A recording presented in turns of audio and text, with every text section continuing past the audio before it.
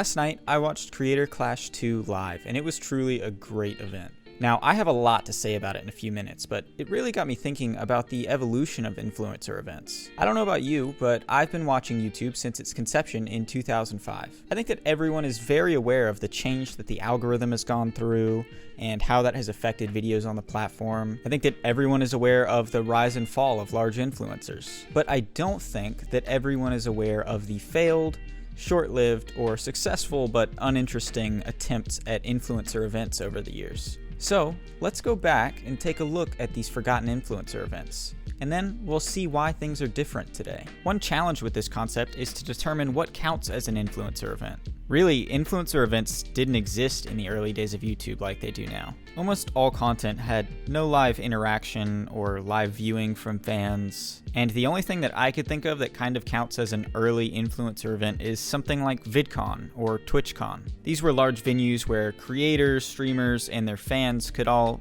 meet up and meet each other. While I've never been to any of these, I loved the idea of them. I think that they really personify the intimacy of internet icons that just doesn't exist with traditional media. They humanized a lot of the creators that we watch, and they also gave a lot of the fans an opportunity to meet with some like-minded people. These events still exist in some capacity, but they've dwindled over the years. They were almost wiped out entirely after the pandemic, with the exception of TwitchCon, and often they didn't return on investment, so they just weren't worth it. Something else that seemed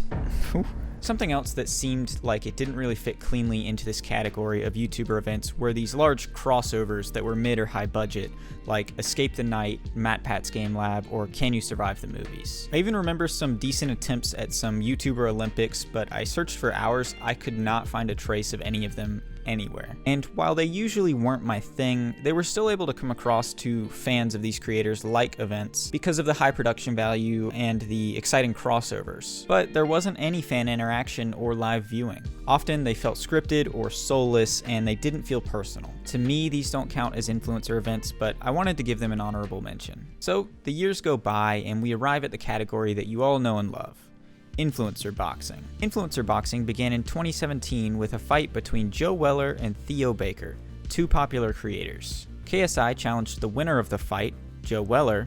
They fought in 2018, and KSI ended up winning the fight.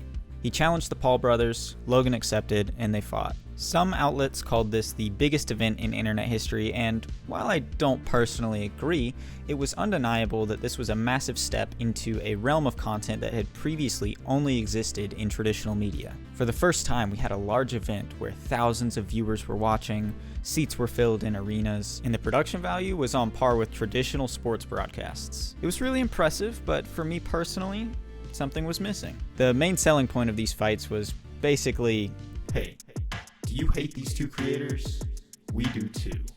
Come and watch them punch each other in the face. Now, I'm not saying that isn't a reason to watch. I like seeing some caveman, brain off, fist-to-face action just as much as anyone. But as someone that doesn't watch sports much, every one of the fights that was branded this way kind of felt the same after I'd seen it once. On top of that, it felt pretty dumb to spend money on these fights when that money was being handed directly to the person I dislike as soon as the fight was over, especially when it often doesn't end in a knockout and both fighters are complete amateurs. It seemed to me like these events were trying to bring content creators into the realm of traditional media, instead of the other way around. Fans could go and watch, but the attitude was cold and distant. The production was professional and serious, and the selling point was cheap and gimmicky. And for years, I felt the exact same way about most influencer boxing matches. That is, until the first Creator Clash really changed my perspective on how amazing these events can be. When I watched it, I didn't have high expectations. I thought it was going to be more of the same with a goofier aesthetic. I quickly realized just how wrong that assumption was. Originally, the Creator Clash was supposed to be a bad blood fight between iDubbbz and RiceGum, two infamous content creators. And I think that this event easily could have been just like those that came before it.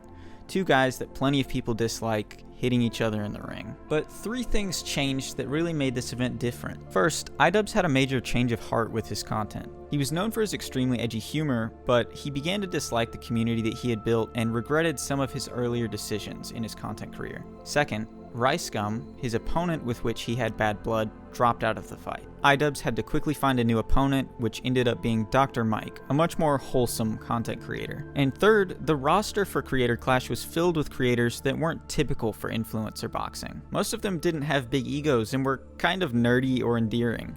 This means that they really had to devote even more time than the average person to training for this event. iDubbbz and Anissa recognized this hard work and really found a respect for the sport of boxing. In my opinion, these three things completely ended up changing the tone of the event. Almost every promo, every interview, every interaction between fighters focused on the exercise and the positive health impacts for all of the fighters. It was focused on the fun and lighthearted energy that most of the fighters had, and it was focused on the respect that all of the content creators had for each other. The result was an event where you got to see your favorite content creators try something scary and intimidating. You got to see them go from being skinny nerds to buff nerds. You got to see the nerves of being in a ring in front of thousands of people. It made you really root for everyone that was involved, and it was really fun to watch. I wasn't sure if we would see more events like this in the future, but a few months ago, Ludwig put together the Mogul chess boxing event. It was a very similar energy, with each fighter really putting in time and effort. The tone was fun and lighthearted, and it was really interesting to see a fresh take on influencer boxing.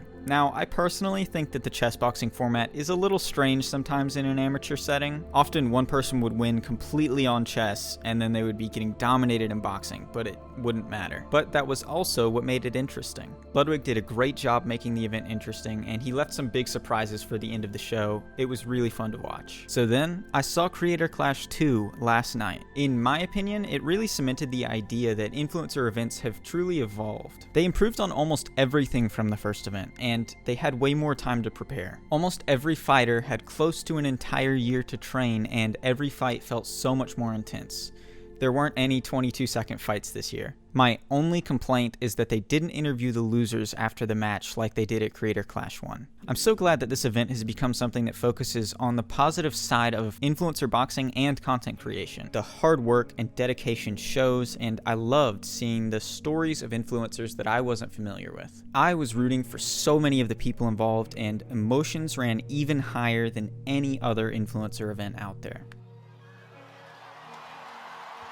Now, I'd be lying if I said that that moment didn't get me a little choked up when I saw it. I could really feel the passion and the emotion that was in the air.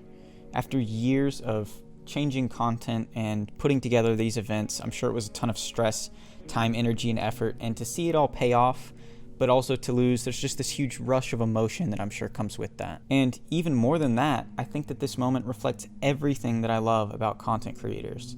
The big egos clashing, the mutual respect that they have for each other, the time and the effort that they've spent, and most of all, the humanity and the emotion that often can't be found in similar events or even in traditional media. I absolutely can't wait to see what they do next year, and I can't wait to see what the future holds for influencer events in general. Now that sponsors are willing to provide some top-notch production value, I'd like to see people branch out and try some things that aren't just influencer boxing, like professional tag, or a Creator Olympics, or some other obscure sports. And that's exactly why I want to call out Drew Gooden. We have a similar level of experience, and, hello? You say there's a 4 million subscriber difference? You say I wouldn't bring any value to the table? Well, I could cater. Like, I could bring like a 20-piece nugget platter or something. Hello? Hey. I think there's just like a scheduling conflict or something. Anyway, that'll do it for this video. I just really wanted to talk about this event because I enjoyed it a lot, and I also wanted to thank everyone that watched my last video and subscribed. It was a ton of support for me, and I'm gonna keep on trying to improve with every video, so I hope that you'll consider sticking around while I try and do so.